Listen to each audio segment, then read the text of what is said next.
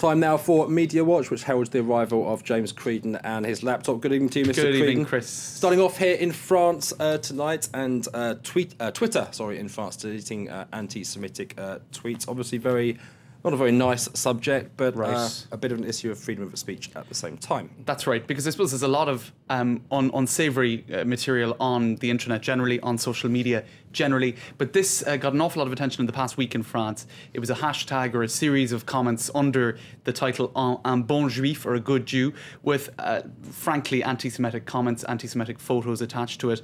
And as you can see here what happened in the past, just to give you a sense of what has actually happened, right?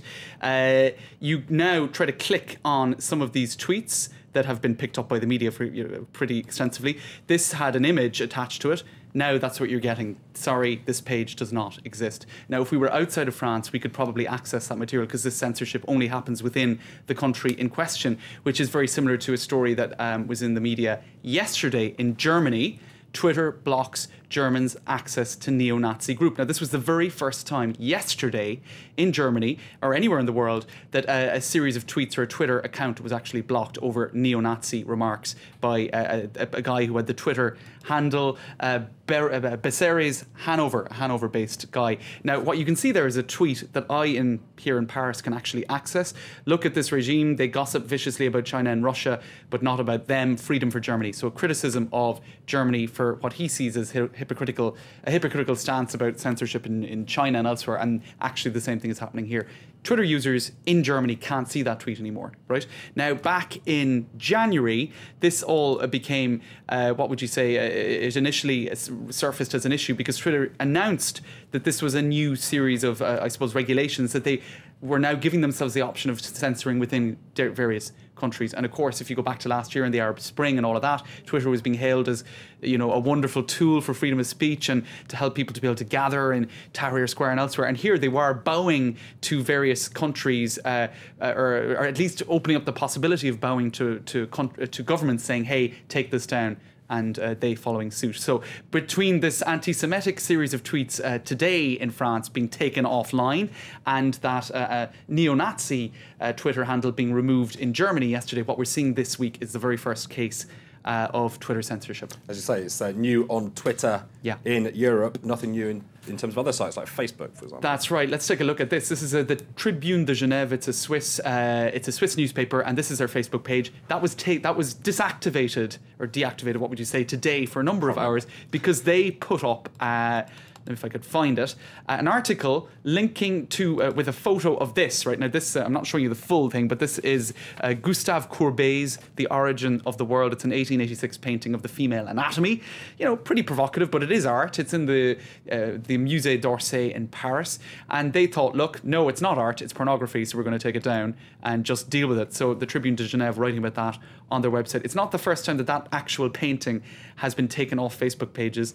One particular user in Denmark had his account taken down, suspended for one whole week, and he had to apologise for using the image to have his account reactivated. So there you go. It's a case of Facebook not appreciating the art in hand.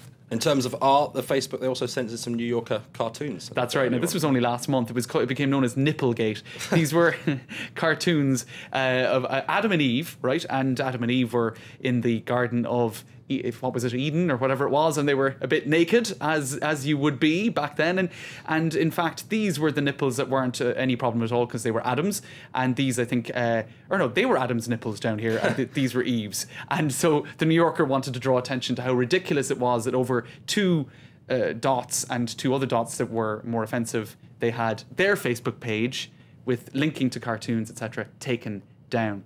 Okay, well, before we offend our viewers, because they are deeply troubling, as you say, the Dalai Lama next. Yes. He's not holding back on his opinions. He doesn't give a... He doesn't give an F-bomb, as they say in the US media. Now, this was at Brown University in the US.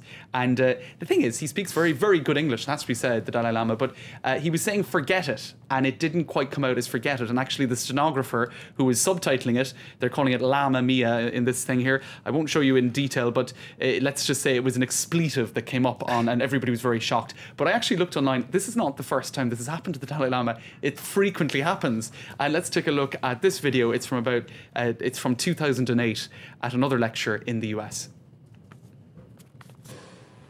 I think we should forget about our feeling, as our religious sort of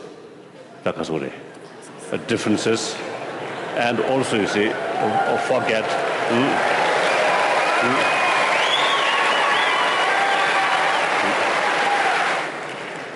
And forget